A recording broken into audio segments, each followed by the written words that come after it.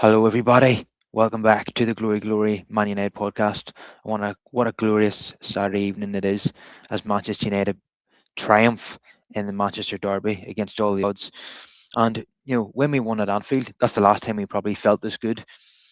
We actually rode our luck quite a bit. Gakpo hit the post about three times, but today I felt United fully deserved it and probably should have won 5-0. That's how good we were. That's how superior we were to Manchester City today, Brush. How are you feeling? Oh, mate, I can't really put it into words. Incredible stuff. Um, like me, I think you were also, just hoping for the best, but really, like, we didn't think we were going to get much from these next two games. And to have 3 points on the board is, yeah, it's unbelievable, isn't it? And not just the points, but the performance to go with it as well. And like you say, it could have been far, far greater. Yeah, with three goals ruled out for offside, and the third one was Yeah, very debatable. yeah, And, yeah. At and least that, two of them I thought were just marginal, really. So yeah, very unlucky. But yeah, even in the first half, I didn't really feel as if they caused us many problems. Yes, they had more of the ball and possession, but it's all about what you do with the possession, isn't it? Just having possession for the sake of it. What's the point? yeah, they had a lot of possession. Just knocking it around their back four. They weren't going Yeah. anywhere. United were Nope. sitting in, and they couldn't break us down. We had the majority of the big chances in the game in both halves. Yep. Yep. City had, I think, one shot on target in the whole match. Yeah. Yeah. Because I messaged you at half time. I At thought half time, I was Carrick like, got his "How?" tactics spot on. Oh, absolutely. And yeah, well, I'm sure we'll get into it as well. But what did you make of the lineup? Because I was definitely a little bit surprised that Sheshko was on the bench and obviously Dorgu and Ahmad started. So yeah, and then Buemo up top by himself. So it was interesting. Yeah, it was a huge surprise, but it certainly worked a treat. And it was a wee bit similar to the lineup at Anfield in many ways. It was a Hmm. team that was set up to soak up the pressure and then counter. It had a counter attack written all over it, Yep, and yep. that's what we saw. And some of the counters that we saw, it was unbelievable, wasn't it? It was like we rolled back the years. Yeah, it was beautiful to watch. I mean, what about Yep, that chance that Ahmad hit the post? What a goal that would have been if yep, he'd have scored there. yep, yep. And see, we were at it right from the first whistle. Maguire hit the crossbar from about a yard out in about the first minute of the match. It was one of them ones where he was almost too close to the goal, and he couldn't get it underneath the bar. Um, yeah. So as I was saying with the tactics, um, United sat deep and soak up the pressure. Um, Yep. there was a high press as well. Hmm. I thought United pressed really well, putting City's defence under pressure. It was a bit of a makeshift City defence with all the injuries that they've got. I thought United put them under pressure, forced the mistakes, and then I was really worried about our fullbacks up against City's world class wingers. But Carrick negated that threat by the doubling up in both Doku Yep. and Semenyo. Both our wingers provided cover there, and they worked tirelessly. And and Casemiro as well. He got the man of the match award. I'm not sure that I would have given man of the match personally. I know, and it's not because he played. I think he played badly. It's just because I thought other people played better. But that's certainly a matter of opinion. But Casemiro, he seemed like he was under instructions just to shield the back four. He wasn't given instructions to, know, to be part of the press, and I think that was right. At his age, he, he needs to be. Get, you don't want him running all over the pitch and tearing himself out. So I thought Absolutely. You Carrick. want to limit him in his movement because that's how he gets caught out. So I thought he got his tactics absolutely spot on today. Yeah, and Guardiola did not have an answer to anything Nope. that Carrick did. Um, he ended up making a triple substitution, and Erling Yep. Haaland was brought off to Hmm. rapturous cheers from the crowd.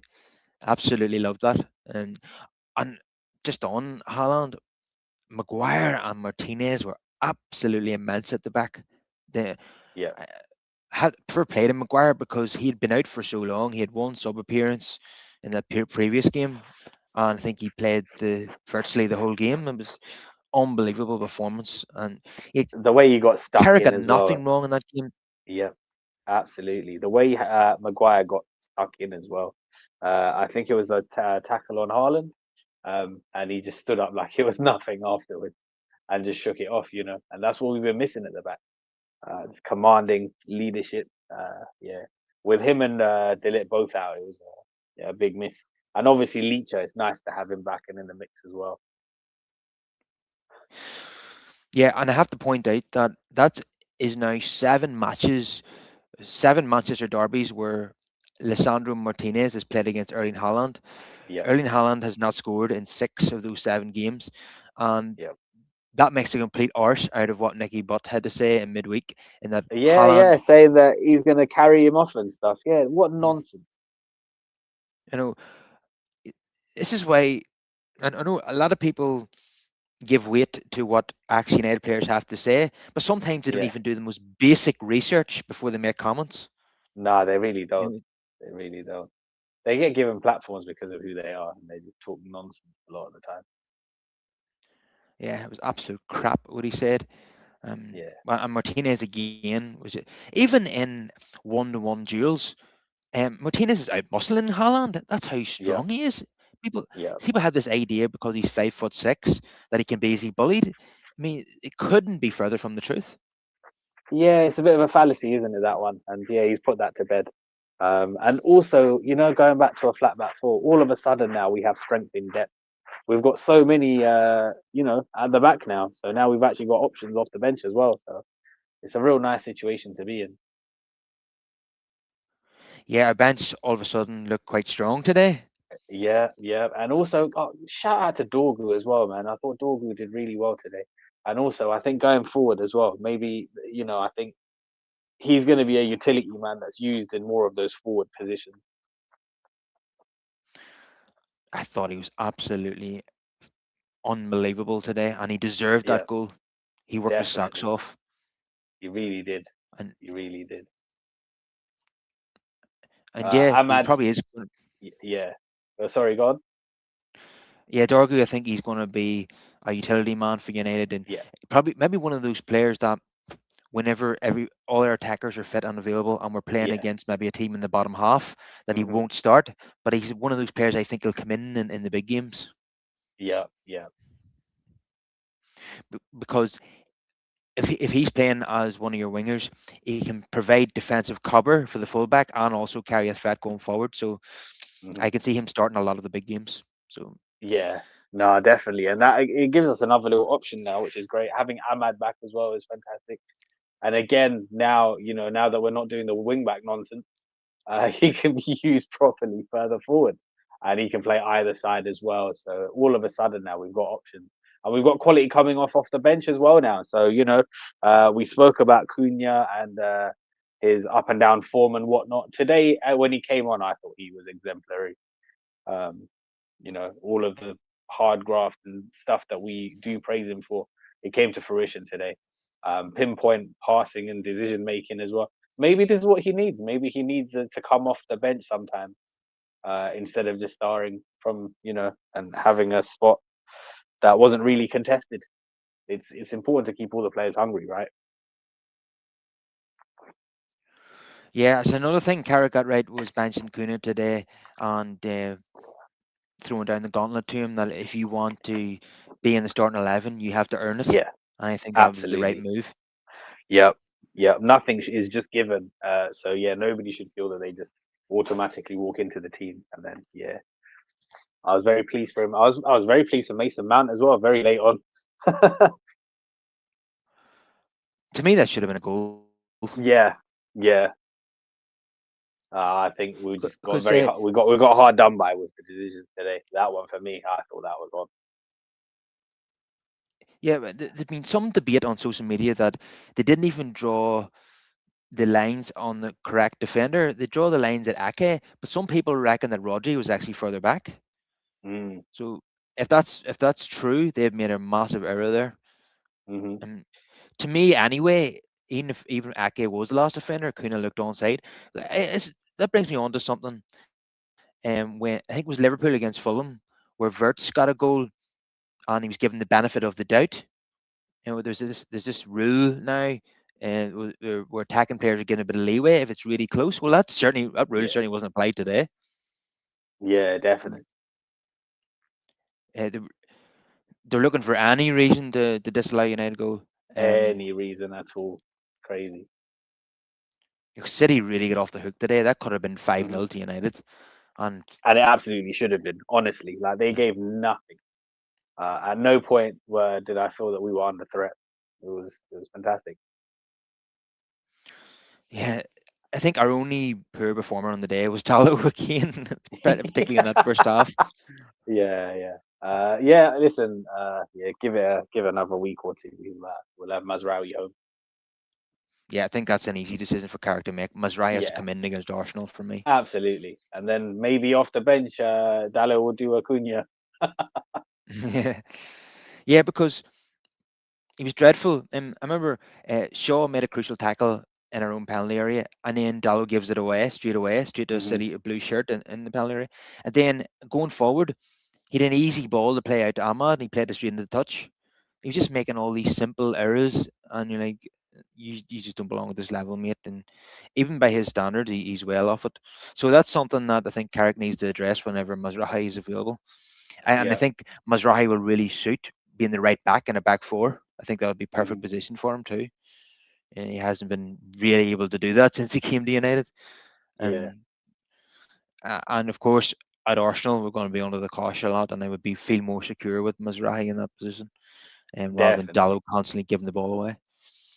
Yeah. Um, I'd have to mention Ahmad. I thought he was brilliant today as well, and Yeah. unlucky not to Yeah. be on the score sheet.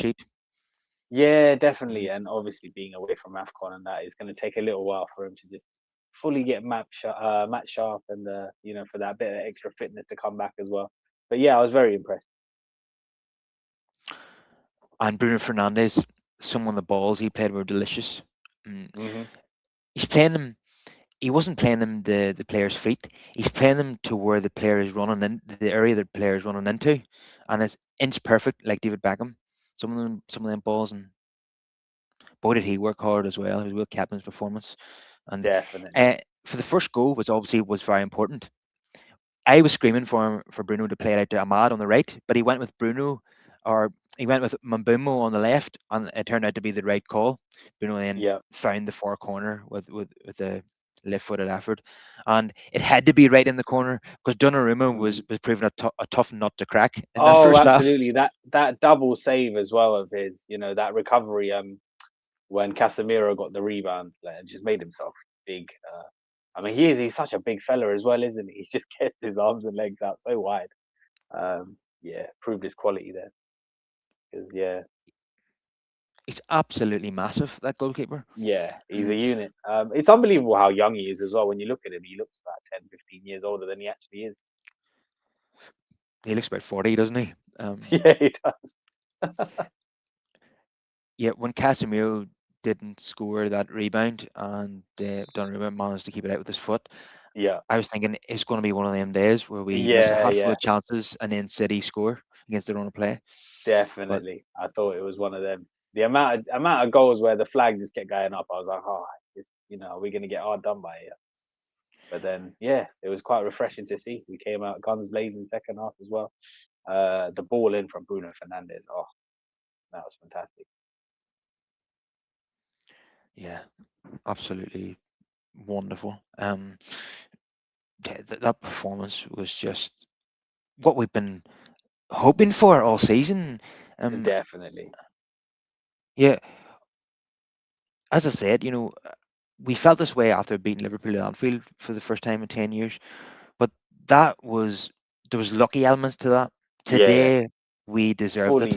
fully deserved. Yeah, both half as well. Like, we usually say, United, we did well one half and then we go missing or whatever. There was none of that today. Both halves we did really, really well. And what a time as well to get these points on the board and to get a performance like that. Going into Arsenal, there can be no bigger confidence boost. And finally going fourth whenever we had the chance, albeit maybe only for a Yeah, couple of hours. absolutely. Yeah, yeah. But again, this is the thing, isn't it? You have to set pace. You play the first game, and you have to take advantage by putting points on the board. And you saw what happened with the Liverpool game. They dropped points. Home to Burnley, that's shocking, isn't it? Yeah, yeah, Um, yeah, I think United could well finish in the Champions League spots. You know what? I yeah. think Carrick has definitely got something about him. You know, if he, I'm not just going on one game. I'm also including his caretaker games a few seasons Hmm. ago as well, which were against big opponents, and what he did at Middlesbrough in that first season before they sold their best players. Yeah. He does seem to have a bit of tactical nous about him, and Hmm. seems to be able to motivate players to absolutely bust a gut. We saw that today. Look how Yeah. hard the United players were working. You know. Definitely. Obviously, it's such a small sample size, but yeah, it's something for us to look at over the course of the season now. Yeah, I obviously think Arsenal away will be a lot tougher, Yeah. because one, it's an away game, and two, I think Arsenal are a wee bit better than City, Yeah. and yeah, they've been relentless this season. But all of a sudden, I believe that United could well get a draw in that game. Hmm. If they play the way they did today. It's amazing what 190 minutes, how it can change the mood completely. You know, Definitely. Definitely. yeah, seemed to be a few legends at the game as well. I know Hmm. Fergie was there, and was given Oh, he was the players. loving it. Oh, you see the smile on his face. Just seeing him just made me happy. He was standing up and applauding. Yeah, I haven't seen that too Yeah. often in the post-Ferguson era. Yeah. Yeah. Um, Yeah. Yeah.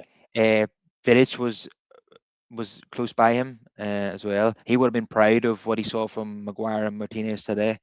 Definitely. And Nani was at the game as well. He was meeting Hmm. Gary Neville before the match. Even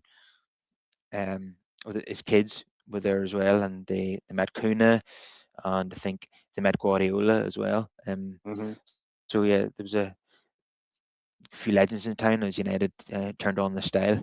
Um, Yeah.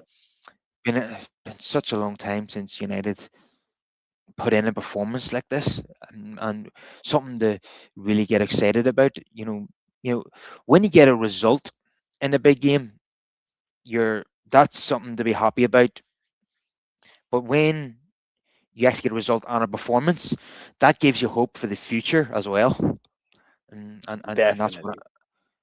that's what And we it just saw it, today. it came as the right time as well, didn't it? Like honestly, like if you offered me two draws in the next few games, I probably would have taken it.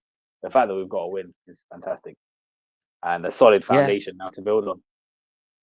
for me, Arsenal's a free hit now. Yeah, yeah. Mm, That one really is just a test to see, where exactly we are. Because mm. obviously, no doubt they're the best team in the league at the moment.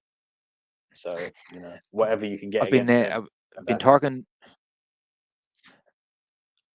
I've been talking to a couple of Arsenal supporter mates today, and obviously they're Yeah. very, very happy about the result, but they're a Hmm. wee bit concerned about how well United played.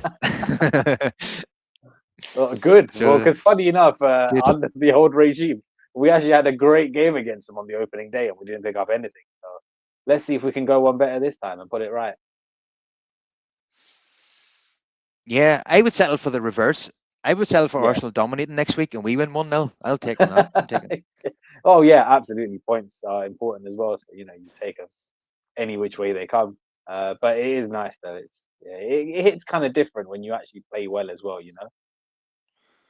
Yeah, and we weren't playing against Burnley, Wolves, or Leeds. We were playing Manchester No, City that's here. the thing. Like it's a legitimate team you can be excited by.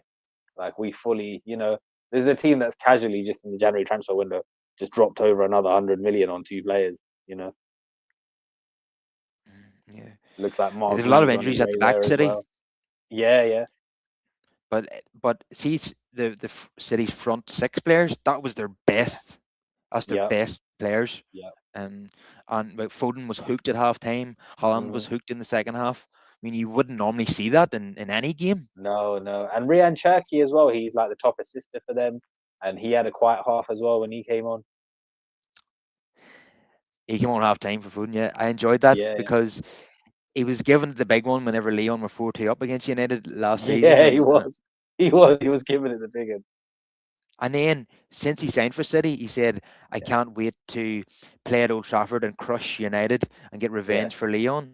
Well, that didn't quite happen, mate, did it?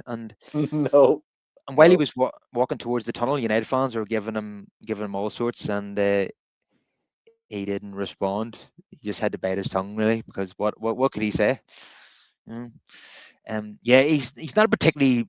There's some opponents that y- that that, y- that you can like and appreciate them, but he's just not a very likable guy, to be honest. And I'm glad that No. he was on the losing side today. You know, I mean, when Leon won 4-2 up, and I think it was him who scored the fourth goal, he was shaking his balls at the crowd, and you're like, mate, wise up. What are you, fucking Hmm. 16? Grow up. He's just a bit of a dick, to be honest. Yeah, so happy to see him on the losing side today. He's just one of those footballers that it's hard to like, and Definitely. I'm happy to see him sign for one of our rivals. Um, yeah, they were they were like one shot on target for Manchester City, and I think that was a header from a set piece when Lemans saved, and Dallo put his foot up in the air to try and clear it. I think Lemans got to it with his hands first. That was like that's the only shot on target in the whole game. You know, Hmm. it's pretty abysmal from them. But yeah, when we were putting Nathan Ake, uh, Adeline, um, Kusanov, and Rico Lewis, when we were putting them under pressure, they did not like it at all. They were giving the ball away No. left, right, and centre. I Yeah. really enjoyed the high press. Yeah, definitely. Mhm. No, it was good. It was a pleasure to watch. But yeah, like you say, it's going to be a different kettle of fish against us. Coming up against that defense, it's going to be a real test. Yeah, and the set piece kings and all that. Yeah, yeah. I think we've actually It's scored gonna be a more different set test. pieces than them, to be fair, but that was under the previous regime. So we'll have to see Yeah, what that's differences it makes now. yeah. We've done really well from set pieces this season, and uh, nearly did so again today with Maguire nearly scoring in like the opening minute. Um, Hmm. Maguire's such a threat in the air, isn't he? He's just impossible to mark. Um, to me, it seems as if Bruno, uh, when he's taking in corners from that side, he's floating them into the back post to Maguire. He's looking for Maguire deliberately. I think Yeah. that's what they've been working on. Um, yeah. So if it wasn't for all those offsides and United hitting the woodwork a couple of times, could have been any score really. And I would have liked to have give them a drubbing because they've given us a drubbing a few times, and it would have been nice to Hmm. get one back on them. Um, but Sully here on Twitter, I have to read out what he said because I kind of agree with it. He says, just because we have won, a lot of people will sweep it under the carpet that Anthony Taylor was an absolute disgrace today, and he has to be called out. The amount of decisions he called against us for the same fouls which he gave to City was a joke. City's 12th man today. Yeah, to be honest, I think he's an appalling referee. He can't. Hmm. He gets the small decisions wrong. And here's an example of it. In the first half, Dorgu was clearly fouled. He doesn't give the free kick, and then Shaw dives in, fouls a City player. I think it was Rodri, and he gets a booking. Now, if he'd have given the correct foul in the first place on Dorgu, then that Shaw yellow card doesn't happen. So this is where referees they don't get the small decisions right, and then players take the law into their own hands, and then they're the ones that get in trouble. So he's just one of those referees that he just pisses me off every time we get him. I just don't trust him to get things right. And yeah, because for some reason because he's from the Greater Manchester area, he always gets these derbies. Hmm. And he's meant to be like an Ultranum fan or something. But him and Michael Oliver are supposed to be the top referees. They're UEFA referees, but that just sums up the talent pool of referees in England at the moment. If they're the top referees, because they're Definitely. not good enough.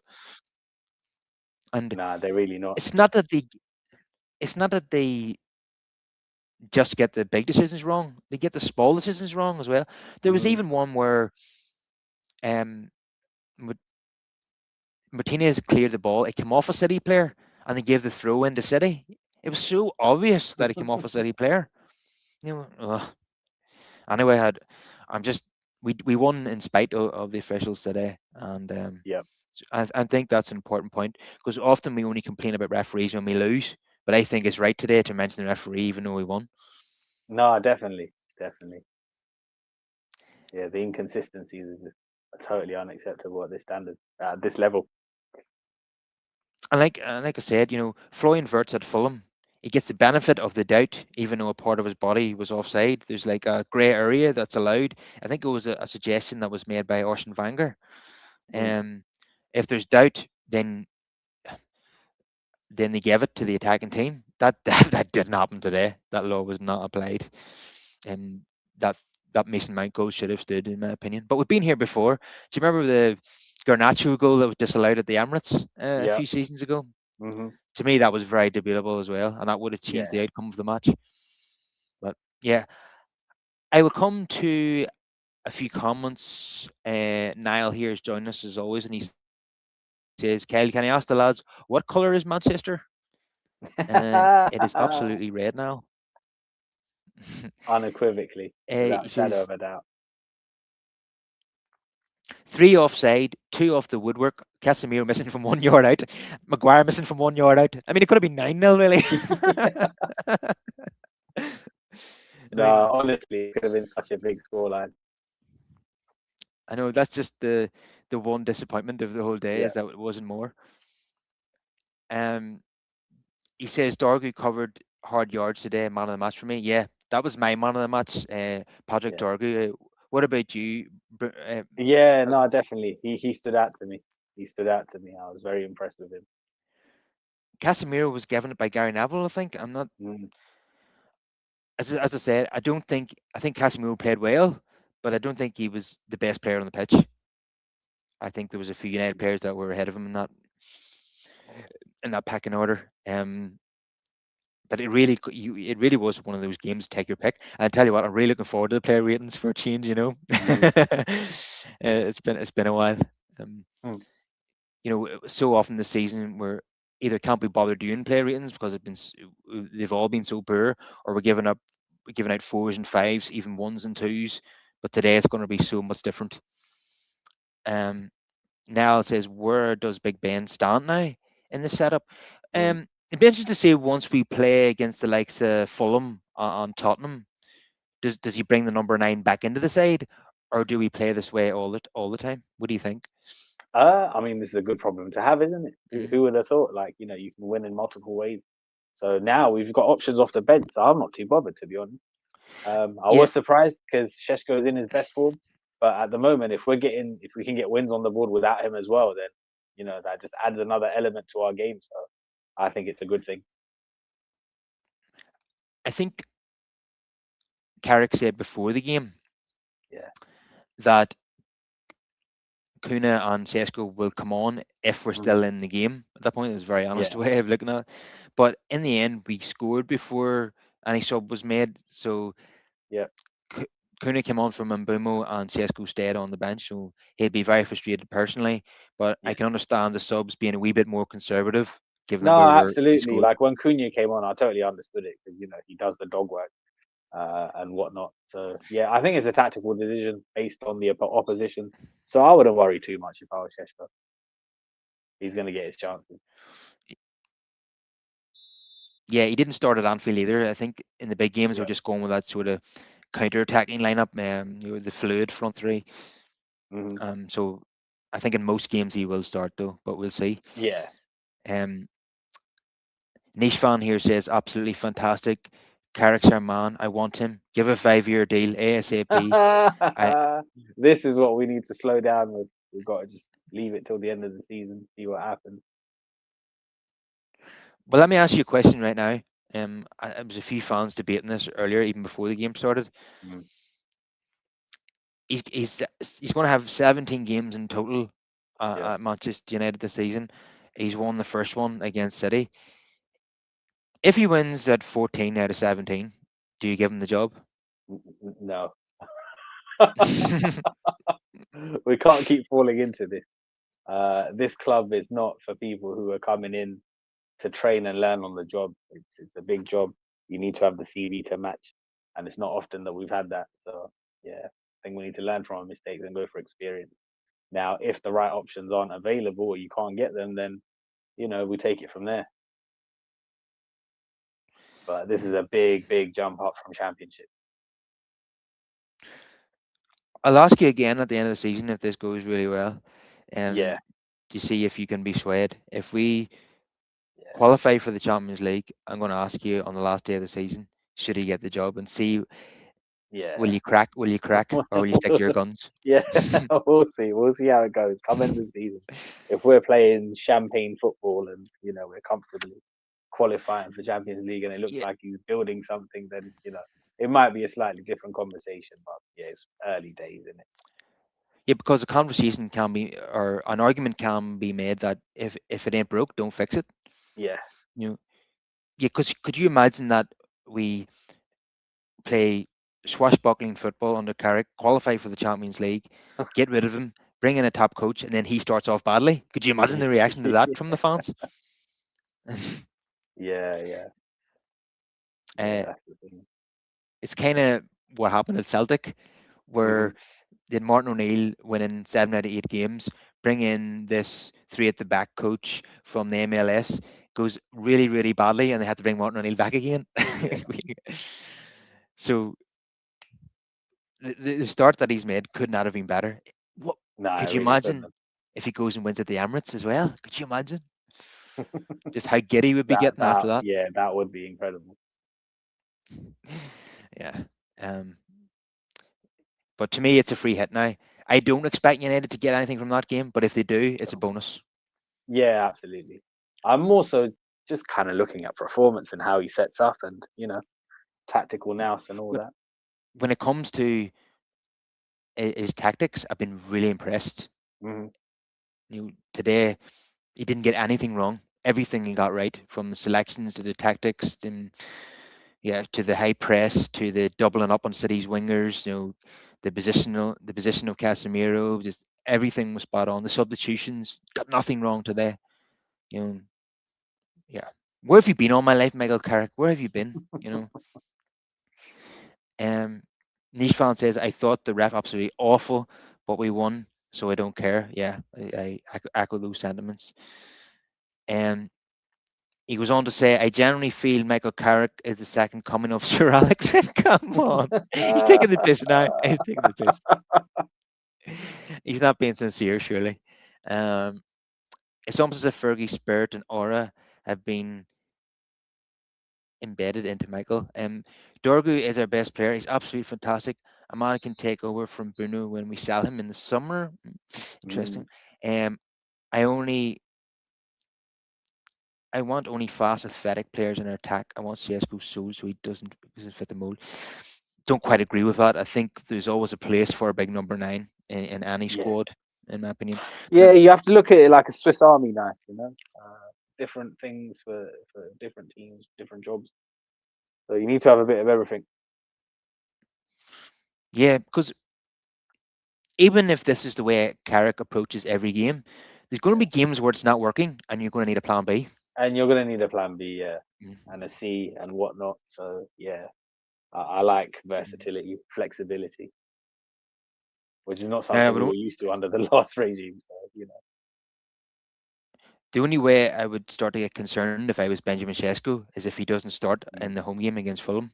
Then the alarm yeah, bells will be starting to ring from his point of view. hmm, But for us, it's all about winning. It doesn't matter who plays. You know. definitely, definitely.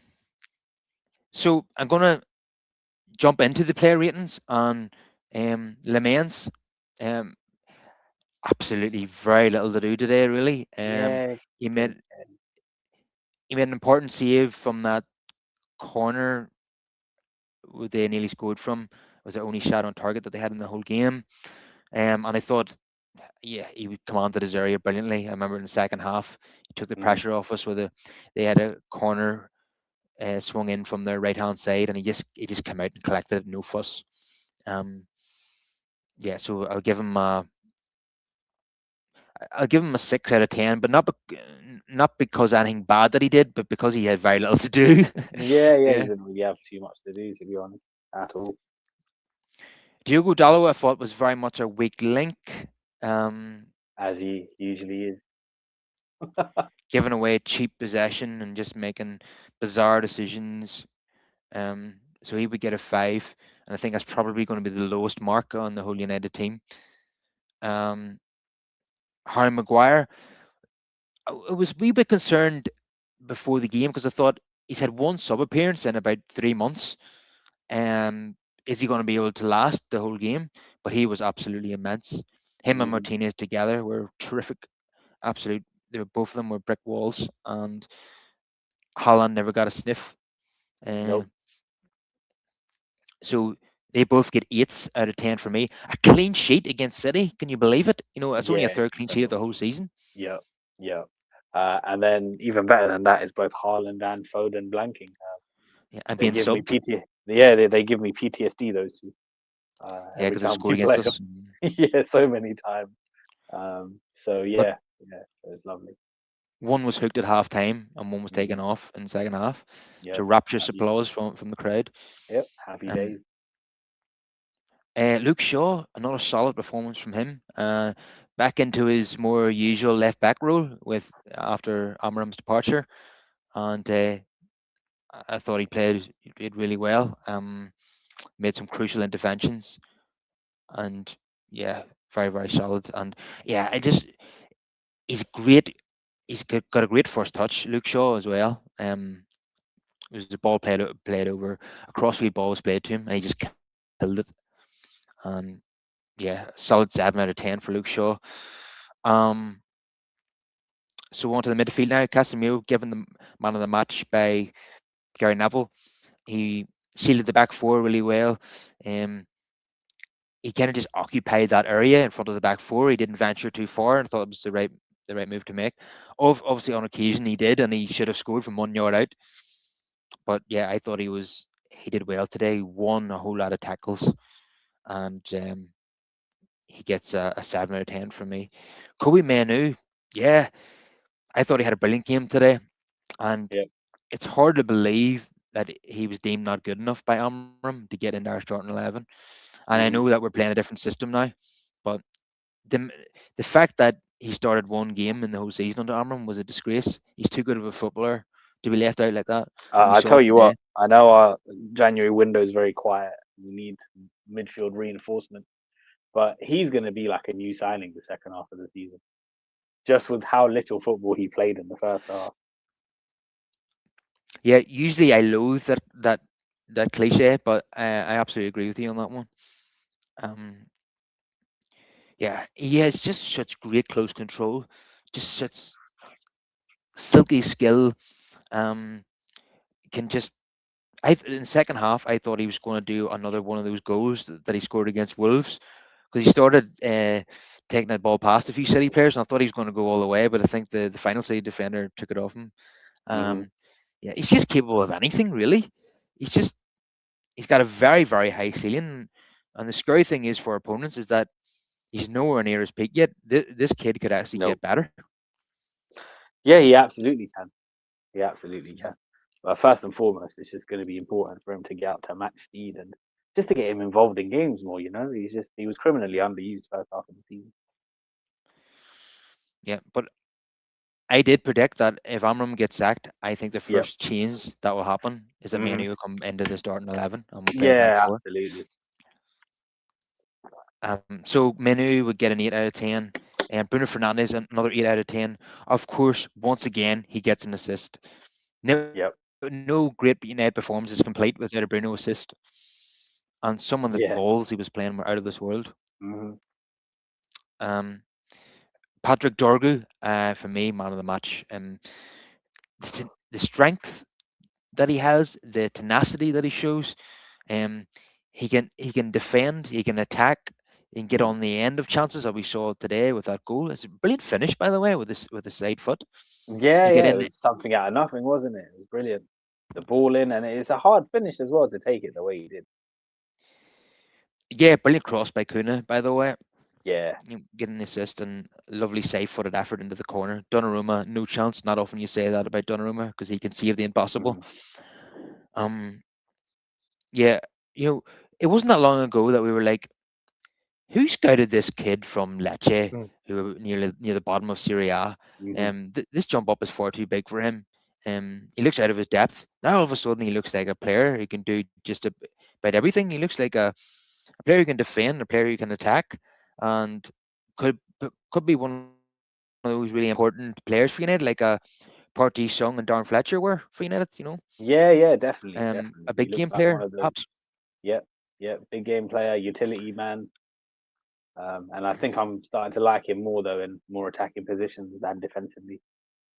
Yeah, because if you remember in Boxing Day, he played on the right wing Yeah. against Newcastle, and I thought he was terrific in that game. Hmm. He scored in that one as well. He's got a few assists to his name too, what's gone unnoticed. Yeah, yeah. Um, so I was frustrated like a few months ago because he was scoring for Denmark in World Cup qualifiers. I was thinking, where is this at Old Trafford? But now he's Hmm. delivering. Um, I'll give him a 9 out of 10. Um,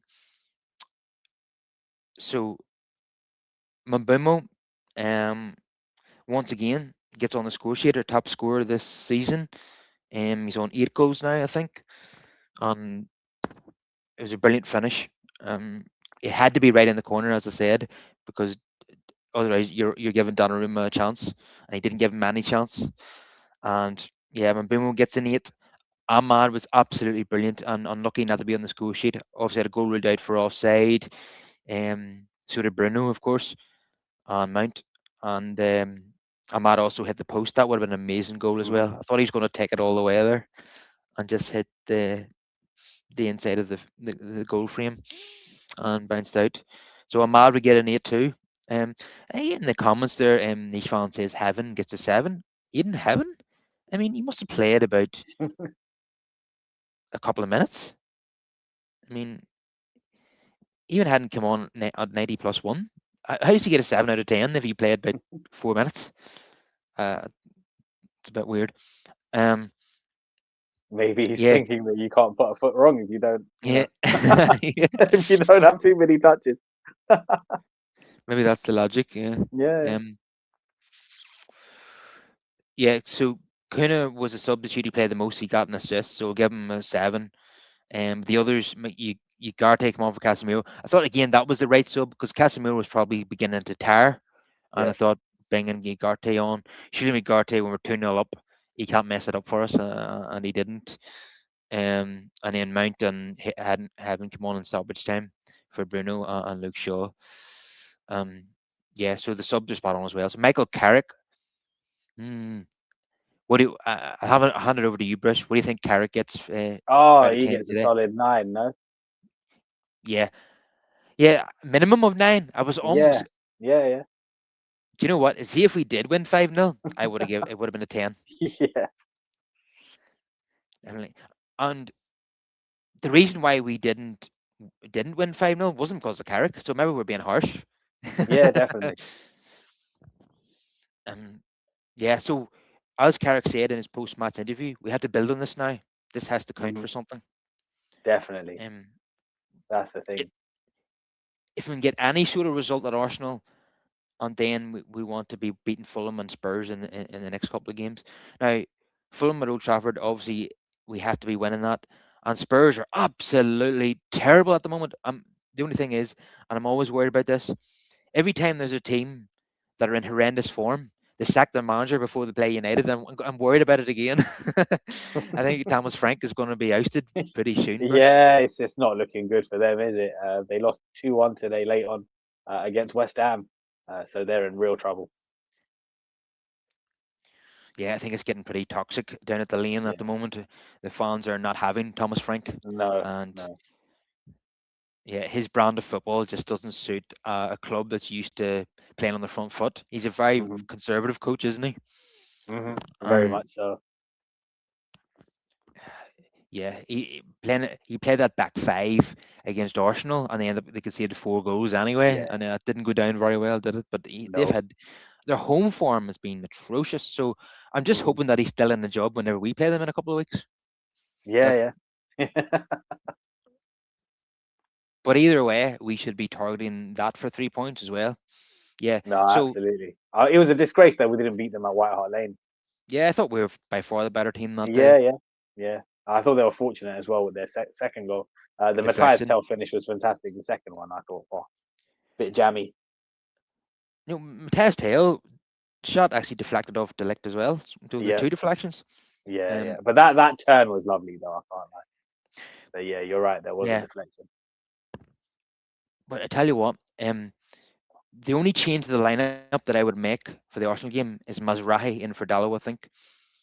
Hmm. But we'll see if, but Carrick, Yeah, he might not necessarily go with the same tactics and the same team. He might have a different plan because Arsenal are different to City, so yeah. we'll see. But I wouldn't be surprised to see Cunha in that one because of his defensive work rate and stuff. potentially, but it'd be hard to drop any of the front players for Kuna, like. Yeah, it's true. Yeah, but that's a nice Um, problem to have, though, isn't it? definitely. I would feel a lot better about United once Mazrahi and Delict come into the back four. Um, I think I don't have an issue with Harry Maguire starting the odd game, but I Yeah, would probably select Delict ahead of him because yeah, I same. think Delict has all Maguire's qualities, but is a wee bit quicker as well. So I would Hmm. and younger, so I would probably go with him. Um, and Delict's obviously a threat from set pieces too. Um, yeah, I suppose the one pairing that probably wouldn't play at the back is Delict and Maguire because they're too similar, aren't they? Yeah. But if they were only available two, then I wouldn't have an issue with it. Hmm. Um, yeah, Martinez. That was like I think it's taken a while for him to get back to his best, but I think that's what we Hmm. saw today, Brush. Yeah, definitely. Just need a bit more consistency, and yeah, he just needs to stay injury free, isn't it? So that's been the only real concern with him. Yeah, so far so good on that one. Yeah. Yeah, and it's been largely injury free season for Mount. He said the odd wee knock that's kept him out for a couple of games, but nothing too serious. Hmm. Um, Luke Shaw's been fit all season, so I know didn't we sack the medical department and replace them? Clearly that has worked out. It Yeah. seems. uh, yeah, I think they're managing the minutes a lot better when it comes to players that pick up injuries. We're being cautious with them. Even with Bruno was out injured for a wee while there, and he was definitely having his minutes managed against Burnley. Hmm. Fletcher took him off when he didn't really want to take him off, so I think that was sensible management because you don't want Bruno making his injury worse. I No, can tell you that. definitely. So we are full of enthusiasm going into the game at the Emirates, and I just wouldn't have believed that at 12 o'clock today. Yeah. For anyone listening who went and checked out the previous episode earlier in the week when we sat down and spoke with Phil, it was all doom and gloom, wasn't it? We couldn't have fathomed for a weekend like this, but boy, are we glad that it's happening. Yeah, we were all sack the board, sack the board. Yeah. Um, these guys are completely incompetent, and all of a sudden we're not even another a brilliant result for the board as well because nobody's talking about them anymore. You Well, yeah, know, that's the thing, isn't it? That's how quickly it can change. yeah, it's absolutely massive result. And tell you what, Hmm. Arsenal still nil each with Nottingham Forest, Oh, deep into the fantastic. second half there. Fantastic. Long may that continue. Don't want them running away with it. Mm. But also, I don't want City to win the league, so it's a tough one. I mean, I never want any of them to win. It's one of those, isn't it? Yeah, I think we if we take all our prejudice out of it, I would say the best thing for the Premier League as a product would be Arsenal winning the league. I think, Yeah, because it's yeah, be the first time in yeah, 22 years. yeah, definitely. It would, yeah, that would be something. But it wouldn't for any Londoners out there who don't support Arsenal. It would be a nightmare scenario. Yeah, definitely. Long may their suffering continue. One of the few teams who Yeah. can't have one up on us.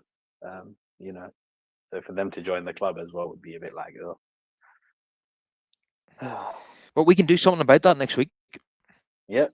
Yes, we can. Big And not winner even to and stop one. them in their title charge, but But you know, just for us to be in that top 4 or 5 is so important. yeah, for us, yeah. Yeah, yeah. But remember a few seasons ago, might have been Ten Hag's first season when Rashford scored those 30 goals and he scored a superb Mm. goal at the Emirates. We lost the game 3-2, and I thought we played well on the night. Um, but that's what it's like when you play Arsenal at the Emirates. You can play well and still lose. So that's what I'm Yeah, weary that's of. the thing. That's the thing. Yeah.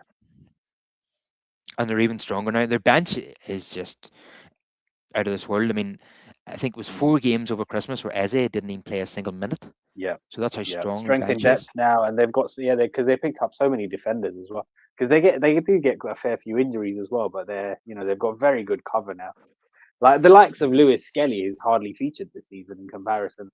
And last year he was like their And breakthrough left back. There were some sections, deluded sections, mind you, but they were making comparisons to Ashley Cole.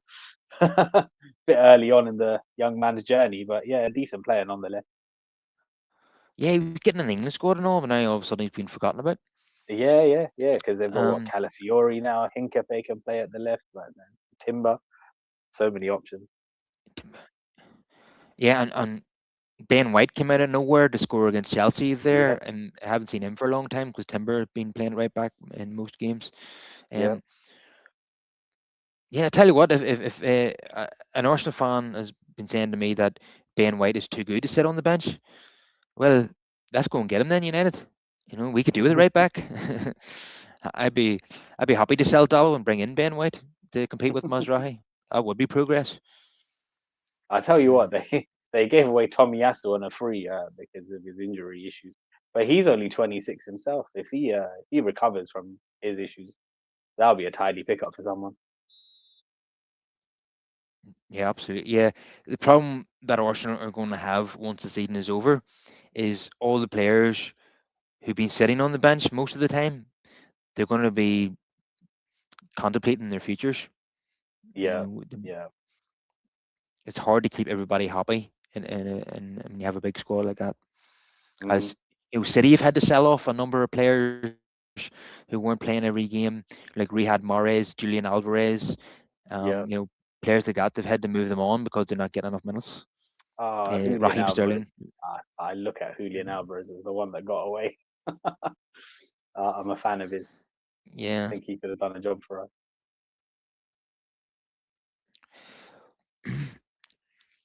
yeah. Maybe it's something we can revisit in the future. You never Mm. know, but Perhaps. I don't think we're going to be investing at number 9 anytime soon. Nah, nah, Um, nah. We oh, don't need one now at the moment. It's the midfield that needs proper reinforcement. yeah, that has to be the priority. Yeah. Yeah, to me, Casemiro and Ugarte should be moved on. Don't know what's going to happen with Bruno. I probably would like to keep him, to be honest. I hear there's a And release clause that comes buy into Bruno. fruition in the summer on him, Kyle, for around 56 Bruno. million or something like that. Yeah, apparently there's a release clause that comes in the summer that can be activated But by clubs if outside of United England. qualify, if United qualify for the Champions League, Yeah. he, I can see Bruno wanting to stay Hmm. because he might see this as a chance for United to kick on and maybe win the Premier League or do something in Europe. Yeah. Um, but it all depends on if we qualify or not. Mm. If not, if we don't qualify for Champions League this season, he could be tempted by a Bayern Munich or Barcelona. Yeah. You don't know. We'll see. Um, but yeah, even if he was to leave this summer, Bruno, wouldn't hold it against him. He has wasted his career at Old Trafford.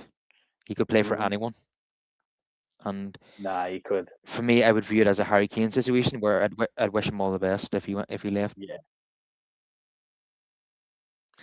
Um, because look, he's been playing in a mediocre football team that have Hmm. been sometimes qualifying for the Europa League, sometimes not in Europe at all, Yeah. and his unbelievable. And to me, he could be playing for any of Europe's biggest teams, and he's wasted his career at Old Trafford. So if he was to go to one of Europe's powerhouses in the summer, I wouldn't hold it against him.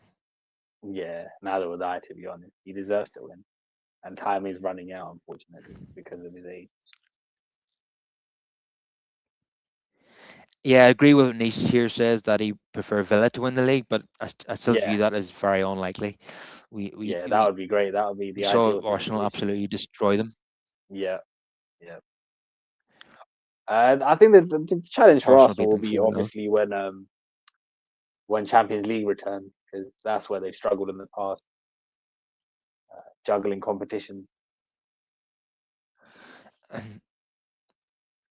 Again, I don't agree with a lot of what Nice says. He says, I don't think we need a midfielder.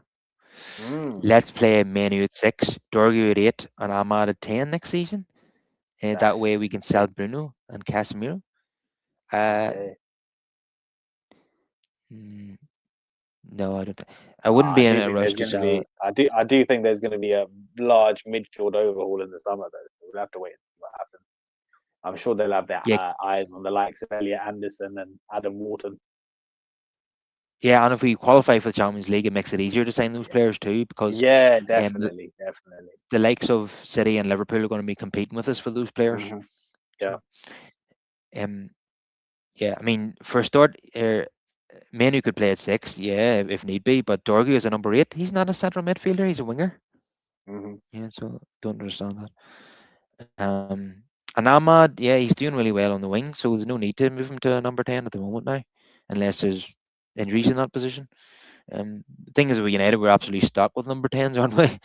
Hmm. Um, uh, yeah, so Mambumo, really pleased with his output so far. He's been the goal getter for United. Yeah. I think that Ahmad is a more skillful player.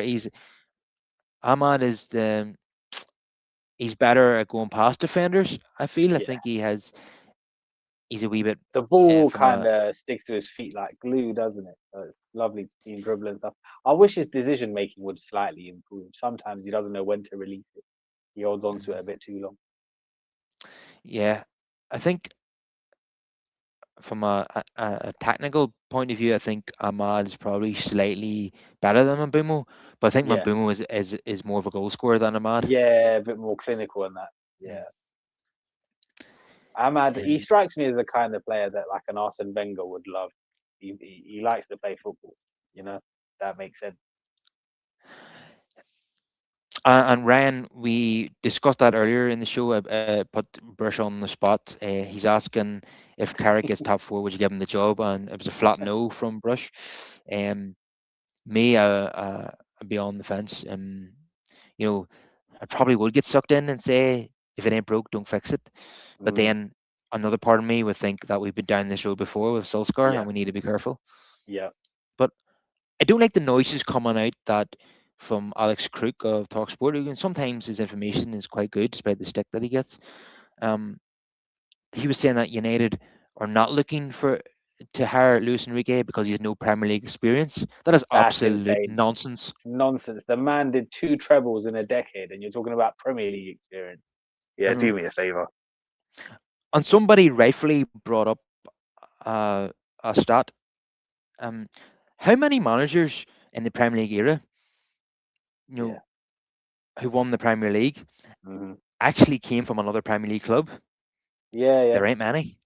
There's not You know, many. There's not many. I mean, I don't. Has there even been an English manager who's won the Premier League? I don't think there has. no, no. I mean, the So only you know. examples of the only Premier League winners who've had Premier League experience prior to the job that they had when they won the league. So Ranieri had managed Chelsea Hmm. um, before he had managed Leicester. Mourinho, when he won the title Chelsea in his second spell, he had managed Chelsea before, so he had Premier League experience. And then before those two wins, you had all the way back to 1995 when Kenny Dalglish Hmm. had experience of managing Liverpool before Blackburn. But apart from that, Luton came from Scotland. Yeah. Jurgen Klopp came from Germany. Hmm. Guardiola came from Germany and Spain. Antonio Conte came from Italy. These Mancini managers came from didn't have Premier Italy. League experience. Yeah, yeah. Mancini came from Italy. So why does Luis Enrique need to have Premier League experience? That's absolute Yeah. shite. It's nonsense, isn't it? Really. And the audacity to say as well, like, oh, he needs Premier League experience when he's probably one of the most experienced. well decorated coaches in world Um, football. uh, It's Arsene insane. Wenger, Arsene Wenger came from Japan, Yeah. Japanese football. You Mm, know, he won 3 Premier League titles. It's just absolute crap. Um, yeah, it's to nonsense, me, isn't it? do you know what it is? Do you know what I think it is? You know what I think the true reason is, if this is true, by the way, Mm, Ineos want a yes man, and Enrique is not going to be that yes man. That's what I think the yeah. problem is. Mm, If that's the true reason, or the other reason could be that Enrique himself is not interested in coming to Manchester United, which is a possibility given how far our stock has fallen in recent years. But if we, as I said, qualifying for the Champions League changes everything for United mhm. in terms of signing players and getting the one of the top managers. To me, okay, I'm going to answer your question, Ryan. If Carrick finishes in the Champions League spots and we have the opportunity to get Luis Enrique, I think I'd probably still go with Luis Enrique. Yes. What about you, Brush? Yeah, yeah, absolutely. It's a no-brainer. It's not even a question. It's all dependent on who's available out there. You go for the best in class, best available, most experienced. If a manager like that comes up for grabs and they're interested, you don't think about it twice. No, I That's mean where in the past we've been let down. Like that. we, in the position that we've been in, Carl, over the years, we should have been at the top of the queue for the Pep Guardiolas and the Jurgen Klopps and the Carlo Ancelottis, and it's passed us by. Yeah. And we should have hired Mourinho whenever Ferguson left, Mm, not a number of years later. Um, so yeah, I totally agree with you. I think Enrique is the one. No matter which United fan I've talked to in recent weeks, they yeah. all would choose Enrique if they could pick anyone in world football. Yeah, the thing is, it's when you size it up, isn't it? Like, not only is he well traveled, he's done it in different countries, he's done it at the highest levels. He plays an attractive brand of football. That's an important thing at this club. I think one thing we've learned over the years is that we won't compromise. You know, you need to be able to mix winning with a decent brand of football. It can't be one Yeah, or the other. yeah, absolutely. Because uh, if we go all the way back to the 70s, um, Hmm. Dave Saxton famously won his last 8 games at United, but Yeah, the football was boring, so he was sacked. yeah, yeah. So yeah, United fans want to be entertained, and that's Mm. important. Um, yeah, I know Mourinho's not much of an entertainer on the pitch, but I felt though when Ferguson retired, we needed a big personality to take over, and I thought Yeah, yeah, it needs Mourinho, to be a seamless transition. You go and get yeah, like for like in terms of just the top tier of manager. Somebody who's done a treble, would be on top of my list to come in to replace somebody of that ilk as well. So yeah, yeah, and Luis Enrique, he wouldn't be phased by the size of the job. That's mm, really important too. He's like Barcelona. It's equally as big as Manchester United, and he has yeah, succeeded at that level, and he's done it again in PSG yeah, yeah. when And the no other thing is, manager. yeah, and the thing is for me, like he's done it in different ways. Like obviously, he managed all the biggest egos at Barcelona, MSN, and what a devastating front three that was. And to get them to put all their egos aside and work together as a team, that speaks to his character and his man management abilities. And then he went over to PSG and he remixed the script there where they had like a Real Madrid Galacticos type policy, which wasn't working. And he dismantled all of that and built them a football team, one that wasn't just going off of reputations, but actually work. Yeah, as you've said, there were two very different teams that he won with Yep, and built, yep, and like a team of superstars, hmm, and then a team of players that he improved, that a lot of a team of youngsters basically that many people hadn't heard of before the start of last season. So yeah, he's done it at two clubs in two different ways, and yep, he's got range. He's just not just got one way of doing things, and he's got the personality, he's got the experience, yep. he's got the trophies. Um, if there's if he is showing any sign of wanting, Interest at y- all, you jump at that chance. 'Cause that's one of those. If you miss out on it, it's a one and done kind of thing. Yeah, I don't think after this summer we'll get another chance to get him. I No, think it has to be done now. I think, definitely. um, because you don't want him to get to a point where he gets into his 60s and then he comes like Ancelotti, where he's just it's Yeah. too late now. You want to Yeah, no, this get is it done now. literally the right time. He's 55 now, so he's probably got about a decade left at the top of the game. So this would be the time.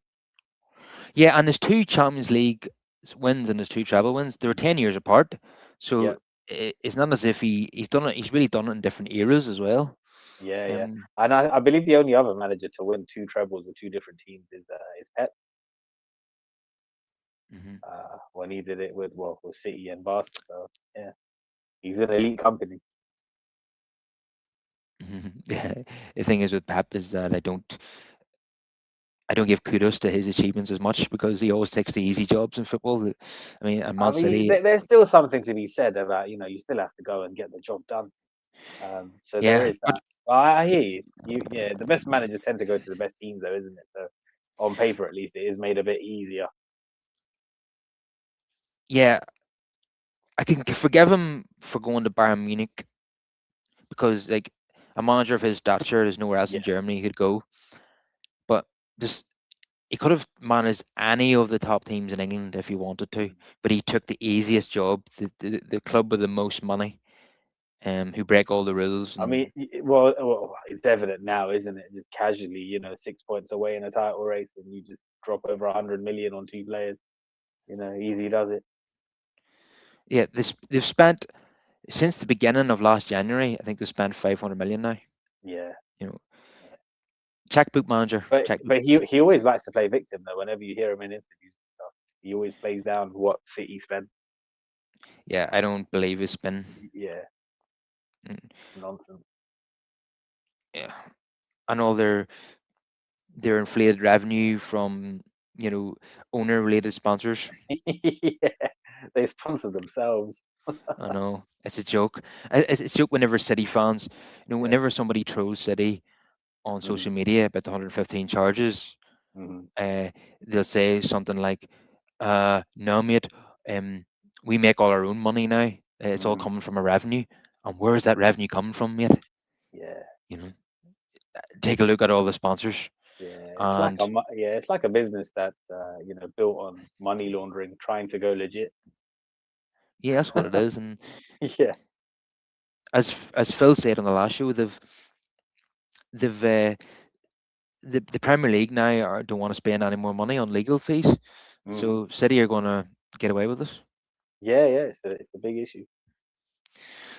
So, despite all City's success and all their cheating, alleged cheating, sorry, Hmm. and their overinflated sponsorship deals, in-house sponsorship deals, they always seem to lose to United at least once a season. We're always massive underdogs every time we play them, Yeah. but they're always every season there's a game that they just don't turn up against United, and Hmm. it could be an argument made that they're sometimes defeated by their own arrogance. They, they probably thought that did win comfortably today. That's what the pundits were telling everybody, and then maybe they believed their own hype, and they never seem to learn. They Yeah, have been because on a terrible run though. I think they drew the previous three before today, so they're not on a great run at all. yeah, but in all, but they had won 10-1 last weekend in the FA Cup, Oh, and but then I mean, it's I different know they're playing playing us Exeter, versus uh, Exeter. but having said that, they were playing Newcastle away in the League Cup semi final, and Mhm, they were full value for the 2-0 win there. It probably should have mhm. been they had a third goal chalked off very harshly as well. So given the performance at St James's Park, I was a bit worried coming into today's game, but I shouldn't have been. It was never in doubt. Never in doubt. Mm. Um, Niche fan says, mental that we're not wanting Carrick for the permanent coach. Lads, look what we just happened today. Yeah, but it's one game, mate. It's Calm one down. game. You can't judge it based You on know, you, one game. Madness. you can't be that knee jerk. You have to. I don't mind, getting a bit giddy and just being positive, but sometimes you just have to calm down a wee bit. We need, as you said, Brush, we need a larger sample size before we make a decision Yeah, like that. yeah, absolutely. But that being said, if it's choice between Carrick and Luis Enrique, we have to go Luis Enrique every day, all day long. Yeah, Mm, and for those listening as well, there's a great little debate between Daniel Sturridge and Roy Keane today. If you get a minute, you should check it out. Where Roy was basically saying, you've got to question the experience that's come in and what qualifies them for the job and whatnot in terms of the backroom staff, the coaching, all of that. But then Daniel Sturridge also, to counter his point, said, when Pep Guardiola got the job at Barca, he came from the B team. Zidane at Real Madrid came from the B team. So yeah, it's interesting. It's an interesting mix. You look at what Vincent Kompany's doing now at Bayern Munich, and he came from getting Burnley relegated. mm. So it's not a one Bayern size fits clearly, all situation. Bayern clearly saw something that maybe most of us didn't. Mm. Um, yeah, a lot of it comes down to the tools that you have at your disposal. You Yeah, know, you know, Carrick didn't have a team of world beaters at mm. Middlesbrough, but if he has a really good side at United, maybe he can do things. So we have to give him a Yeah, chance yeah, and see what happens. yeah. Because Um, with Vincent Company, I think he broke Pep Guardiola's record recently of having the best point total at this point in a season with Bayern. I believe mm, they're still undefeated in the league, so yeah, they're having a whale of a yeah, time. mm, yeah. So it's if if Carrick gets us into the top five and qualifies for the Champions League, we have to consider it. But if the choice between him and a double treble winner, it has to be the double treble Yeah, winner. I'm afraid. yeah, Um, every we time. can't we can't always be sentimental. We have to make Mhm. ruthless decisions and appoint the best possible coach where we can, because that's as you've said, it's not that's what we haven't done in the last 12 years. We haven't Yeah, appointed the best manager available. That's what we yeah, should be yeah, doing. and yeah, we've missed certain key windows. And you got to look at these things as well. You got to look at the instability at other teams, what they're looking to do as well, and you need to match that energy. But I am a wee bit worried that any of us like a yes man. I'm a wee bit concerned about that. Yeah, yeah, And and I I don't think Carrick is the type of guy that will kick up a fuss if he's not getting a signing in January. He's not going to kick down the CEO's door. Like, he's don't think he's that mm, type of guy. Although on Wayne Rooney's podcast this week, he said that he's friends with Carrick, obviously, and he said that he's a very measured guy, but he's also got a bit of a nasty streak in him. And the presenter was mm. like, "Really?" He's like, "Yeah, I'm telling you." So I thought that was interesting. Um, That is interesting. Yeah, it's surprising what people can be like, right? Because I've heard Carrick in interviews and stuff. I don't know about you, but for me, he comes across to me a bit like an Andy Murray. Like he just seems very dull, yeah, you know. And I'm not saying necessarily that's a bad thing. Maybe he just keeps it all internal, but he just seems a yeah, bit boring. I know what you mean. Yeah. Because he did that famously did that interview after the defeat away at Olympiacos, and Yeah. Roy Keane said the interview was as flat as a performance. And that prompted Carrick's wife to call Roy Keane a TWAT, and then Keane this week said that Carrick's wife has a big mouth, and so it's not like Roy to hold a grudge or get into Hmm. a bit of beef with someone. Yeah. Um, And Carrick was then asked about it, and he said, typically said, "I know I'm not bothered about it one bit. I don't care," which is the right thing to say. Um, yeah, to see everything we've saw from Keane this week and today. Hmm. In my personal opinion, it's somebody who's jealous that he wasn't offered a coaching role. That's what I'm seeing. I don't know if it's that, Carl. I think that ship has well and truly sailed. I think he knows full well as well that he won't be a part of anything there, not whilst things remain frosty with Fergie, and they're never going to sort that out, are they? If they were going No, to, I think they would have done that but by now. we know that he loves Johnny Evans. He's complimented him on several Yeah, occasions. Yet he's saying Johnny doesn't have the experience. to be Yeah, yeah. coaching the United I first mean, team. but yeah, but that's true though. Like, 'cause this last month he was a loan manager. What does he know about And managing the first? and Martin O'Neill has give Roy Keane uh, an assistant manager's role a couple of times, Yeah. but he didn't Hmm. when he went back to Celtic. So maybe he's Hmm. stewing about that as well. I just think that I don't know, but at the Keane, same time, I think he's very just into the punditry stuff now. I'll be so shocked if Roy goes back but into any sort of coaching. I think his true love is being on the training pitch. Like Mm, most of them really. Um, yeah, but I think there is a bit of envy there that he sees less experienced coaches getting jobs that he's not getting. But you're right in what you're saying. His punditry role has talked him out of these jobs because yeah. we're getting constant reminders of how volatile and moody he is, Mhm. and clubs will be wary about bringing him Yeah, in. listen, it's fantastic to listen to, but in practicality, yeah, it just causes more division. Yeah, because As much even as I would during love Roy to go into our dressing room and just, just slap a few of them about, what does that really solve? Just, telling half of these lot that they're rubbish isn't really going to solve the like problem, is it? no, he was even while he was under Martin O'Neill, he was the Republic of Ireland's assistant manager, and Hmm. even during that spell, he was getting into altercations with Jonathan Walters. Yeah, And when he was Ipswich manager, him and Jonathan Walters apparently had a bit of a dust up in his yeah, office. You know, hmm, nobody wants that at their football club. yeah, It's he just he's too volatile and unpredictable. He's hmm, so and I just think that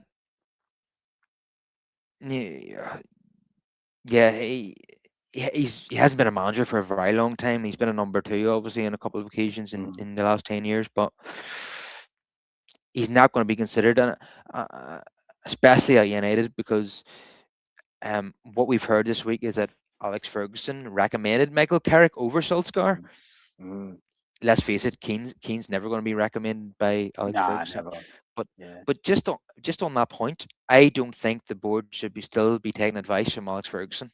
I don't think no, they that. shouldn't. Yeah. I mean, he's decided to bring in David Moyes. I don't think that was the right Mhm. decision. And yeah, I still don't but know to I what suppose degree he was responsible for that. I still feel like they told him if he could just smooth things over with the fans, because they knew it would be controversial. And if they are giving him that kind of power, then you really got to look at yourself, and it shows what a joke we were. yeah. Um, but yeah, I don't think that he should be getting involved in those kind of decisions anymore. Hmm. We need to like whilst he's an important part of the past, we need to move on Hmm. and look to the future. We need to be employing competent people who can make these decisions, not Yeah. constantly looking to a legend who's in his 80s and asking him for solutions. Um, yeah, I don't think he should be choosing who should get the job between Carrick and Solskjaer. And Hmm. also, a few years ago, I don't think it was right for him that when Ronaldo was going to go to Man City, for him to intervene and convince Hmm. Ronaldo to come back to United. I don't think that was the right thing to do either. I know we get all giddy and sentimental about these things, but I don't think that Ferguson should be signing Ronaldo when he's not the manager. Hmm. And I know Ronaldo did well individually in that season, but that him coming in disrupted what Ollie was trying to do, and he had to change his whole way of playing. I mean, my initial thought when we signed Ronnie for the second time was, well, there goes any hope I had of Haaland. Yeah, that too. But Yeah. Ollie was playing a fluid front three, and uh, when you bring Ronaldo in, he had to completely build the team around Ronaldo. Then, so it changed everything, and it worked well for Ronaldo individually, but as a team, we weren't getting results anymore. And then Mm-hmm. Ollie got sacked. So yeah, I don't think that if Ronaldo's going to go to Man City, that's up to him. It's not Ferguson's business to intervene and say, "No, son, you can't go there. You have to come back to United." When United weren't even interested in him, I don't think that's he should be getting involved in those matters. But it seems that even now he still has some kind of He's still giving advice, but I suppose it helps him that he's friends with Jim Radcliffe. Yeah. So Jim Radcliffe, naturally, as a man who knows nothing about football, is going to ask Ferguson for advice on Hmm. occasions. But I do think that if the choice is between Solskjaer and Carrick for an interim, that I think Carrick was the right choice because Ollie has had his chance and Carrick hasn't.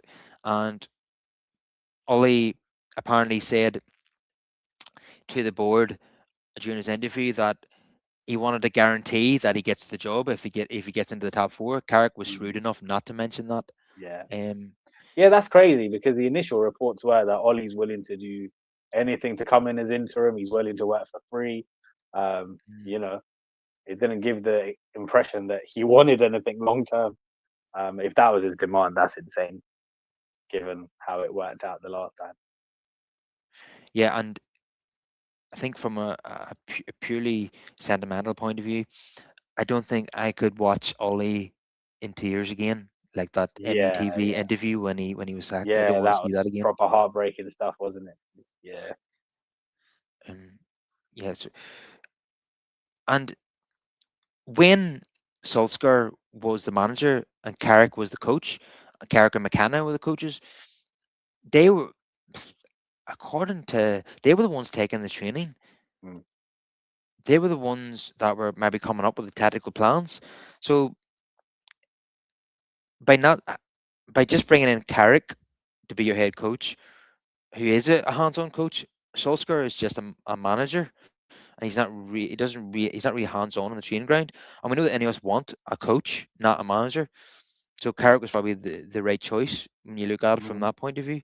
You know, if we brought in Solskjaer, we'd have to bring in Carrick anyway, because Solskjaer would probably want to have him on his Yeah. staff.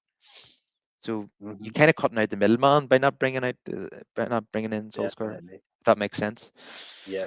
Yeah. Um, I think and my you, only worry was with Carrick is the fact that yeah, people are going to start getting giddy. Whereas if it was Ollie, I don't think there would have been any yeah, too because much of that. You know. we have a large sample size of what Solskjaer Yeah. can do, Yeah. Exactly. So that would have prohibited him from but that kind of there's talk. but with Carrick, if he keeps winning, we're going to start to believe that maybe he could be another Guardiola or a company. Hmm. Um, but but I have to be honest, today he really impressed me with his tactics. That was Yeah. that was as good as it can be. He got everything spot on today, and if he keeps this up, then even if United don't give him, see if he finishes in the top four and United qualify for the Champions League and United don't give him the job, I tell you what, there'll be other clubs who'll want him. He'll not do his reputation any harm. So um, it's a win-win for Carrick if he gets United into the Champions League. Hmm. He's going to get a job somewhere. So we shall wrap it up there for today. No surprise that we talked for an hour and 23 minutes after such an amazing game. Uh huh. So everybody, please smash a like on the video, subscribe to the podcast, get it out there to as many United fans as possible. We we want everybody to join in the positivity and that we're experiencing at the moment. And let's go to the Emirates and get some kind of result there. And I shall see you again next time then, Brush. Yeah, definitely.